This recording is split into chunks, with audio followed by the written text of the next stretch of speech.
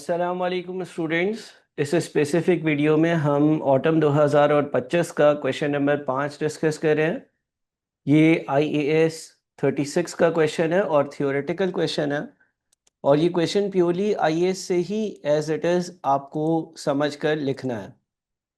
सवाल कहता है briefly discuss the external and internal sources of information that an entity should, at a minimum, consider when assessing whether an asset may be impaired in accordance with IAS 36 impairment of assets। impairment of assets का जो IAS है उसमें कुछ external और internal sources of information mentioned है, जिसकी बदौलत या जिसके ज़रिए आपको ये पता चलता है कि क्या एसेट इम्पेयर हुआ होगा या नहीं, उसका अंदाज़ा होता है। उसी की आपने यहाँ पर लिस्ट लिखनी थी। अब ये लिस्ट में क्या क्या है, सबसे पहले एक्सटर्नल सोर्सेज की बात करते हैं। Assets value has declined during the period significantly more than what would be expected as a result of the passage of time or normal use। Asset की अपनी वैल्यू जो है वो सिग्निफिकेंटली डिक्लाइन हो गई है एक्सपेक्टेड डिक्लाइन से ज़्यादा। Significant changes in technology, markets, economic factors or laws and regulations that have an adverse effect on the entity। कोई भी ऐसे चेंजेस आए हैं लॉ में, टेक्नोलॉजी में, रेगुलेशंस में, कोई इकोनॉमिक फैक्टर्स की वजह से ऐसा लगता है कि एंटिटी जो है उस पर कोई एडवर्स इफेक्ट होगा। इससे एक्चुअली हो ये रहा होगा कि एसेट की जो वैल्यू इन यूज़ है उस पर कोई ना कोई इम्पैक्ट पड़ सकता है, क्योंकि वैल्यू इन यूज़ क्या होती है, जो फ्यूचर में हम उस एसेट को इस्तेमाल कर कर वैल्यू जनरेट कर सकेंगे। अब अगर एंटिटी पर कोई इम्पैक्ट एडवर्स होगा तो हो सकता है कि उसका बिजनेस डाउन हो, और हो सकता है उसकी वजह से वो स्पेसिफिक एसेट जो है उसकी वैल्यू इन यूज़ पर कोई कमी आ रही हो। क्या सर ये सारे फैक्टर्स जो आप बोल रहे हैं ये IAS में लिखे हुए मेंशन है? जी हाँ, वहीं से यहाँ पर आपने लिखने थे।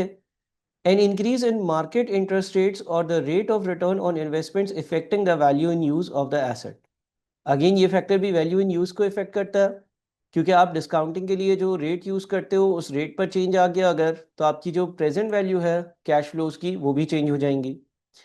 Entities net assets have a higher carrying value than its market capitalization। Market capitalization किसी पर्टिकुलर कंपनी की कैलकुलेट करने के लिए हम नंबर ऑफ शेयर्स को मल्टीप्लाई कर देते हैं मार्केट वैल्यू पर शेयर से। अगर कैरिंग वैल्यू जो है नेट एसेट्स की, नेट एसेट्स का मतलब all assets minus all liabilities, वो मार्केट कैपिटलाइजेशन से कम हो, तो इस चीज़ की इंडिकेशन है कि हो सकता है कि कोई एसेट इम्पेयर हुआ हो। इंटरनल सोर्सेस क्या है? Evidence is available of obsolescence और physical damage to an asset.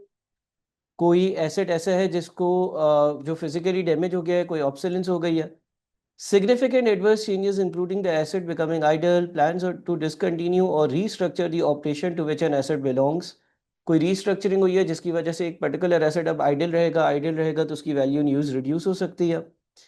Significant adverse changes including plans to dispose of an asset before the previously expected date and reassessing the useful life of an asset as finite rather than indefinite। There is evidence that the asset's expected economic performance is or will be worse than expected।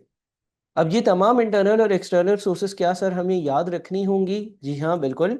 आप इनको अपने IAS से 4 से 6 बार 8 बार read करेंगे ताकि आपके जहन में वो बैठ जाएं, और वहाँ पर फिर एग्जाम में आपको ये एक्सटर्नल सोर्सेस और इंटरनल सोर्सेस जो हैं वो मेंशन करनी होंगी। ठीक है जी। तो ये प्योरली थ्योरेटिकल मेरे ख्याल में सवाल था और इसमें कोई ऐसा कोई एक्सप्लेनेशन तो नहीं है।